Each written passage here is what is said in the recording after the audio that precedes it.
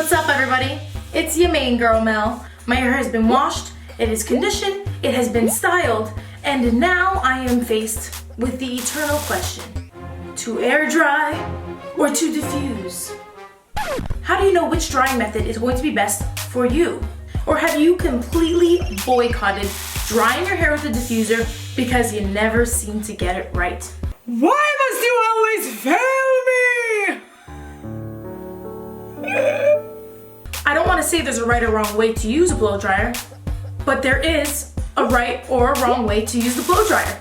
So in this video, I'm going to show you both the right way to use your diffuser and the wrong way. And if you're using it the wrong way, you need to stop. I'm done. No, I'm done. And make sure you take notes of everything that I'm doing to get the perfect diffusing results. Now before you diffuse, take a look at your hair. When you are looking at your curls in their wet state after being styled, do you see random frizz? If this is the case, take some water and some more product and smooth it over those areas. Okay, the first thing you're gonna need is your diffuser.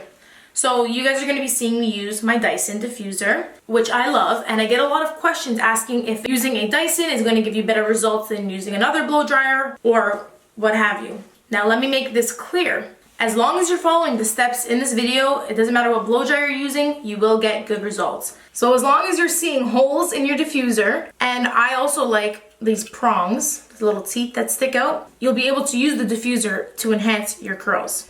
Okay, so now we're gonna start diffusing. It's funny because people mess up their diffusing process the moment they start. I have seen it all over Instagram and all over YouTube in tutorials where people start diffusing on their ends.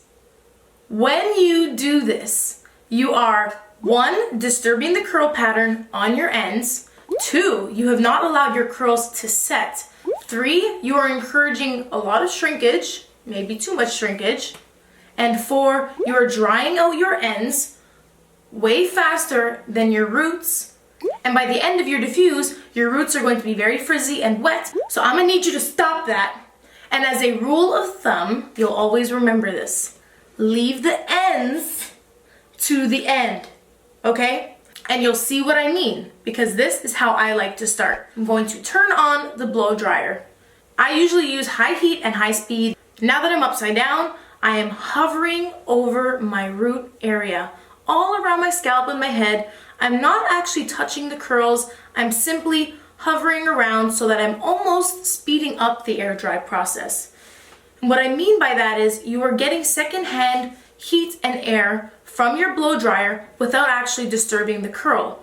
I will not be touching the curl until I have noticed that there has been a shell and a cast that has formed around it, which means that my hair is beginning to set and it will be much less likely to frizz.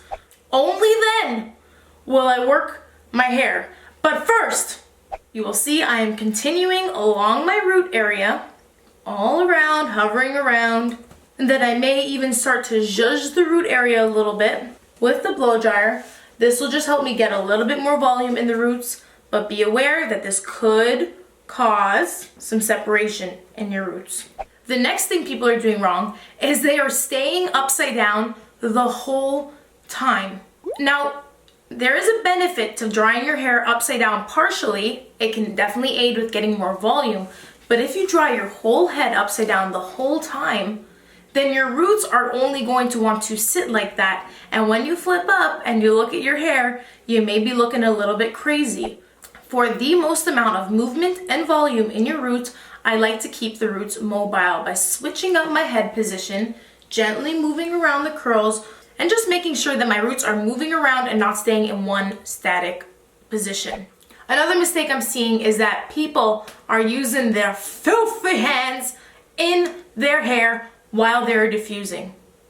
That doesn't mean that your hands are dirty. I'm just saying that you should not be touching your hair while it is drying, because the moisture that's in your hair, that cream, that nourishment, those styling products that you put in your hair to hold those curls will cling to your hands, and it'll start to separate the curls and disturb their natural curl formation. The more you touch your hair with your hands while it is drying, the more frizz you're going to get. So my hands will continue to mind their own damn business and just hover around my head and not touch my curls until much, much later.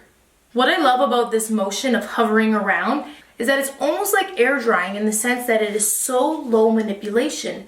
You are really not affecting your curl pattern because you're not scrunching, you're not forcing it to do anything except dry a little bit faster. This will give you a really natural result, and you can really do this all the way until you are done diffusing. But if I feel my hair, oh, I can feel a good little cast going on, and I am going to start scrunching. This can be done if you want to encourage that shrinkage and a little bit more of a curl formation. But you can totally skip this step if you want a more elongated style and look.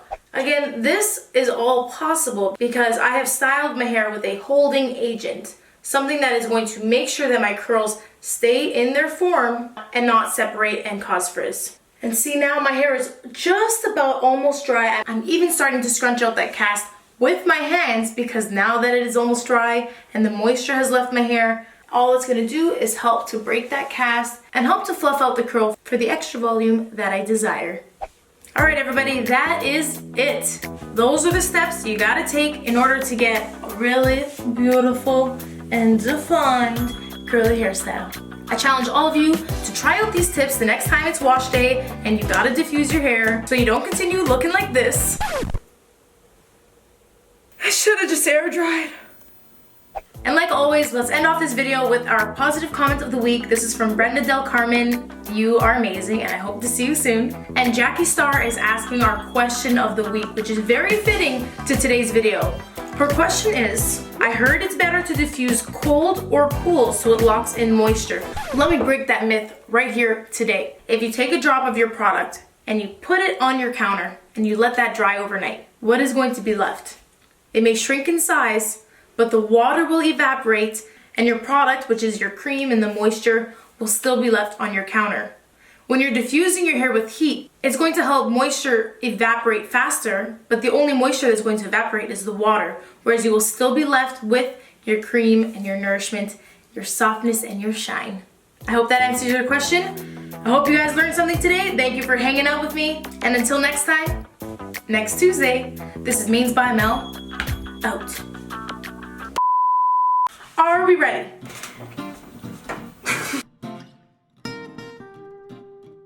What's wrong with me? I hate it! I hate it! What is happening? There are many benefits to diffusing, and in my case, as my hair continues to get longer, thanks for noticing, yes, it's kind of like this. Would you want to be woken up while you're trying to fall asleep? No! So don't try to fluff your hair while it is drying, and you will only be left with voluminous and defined curls.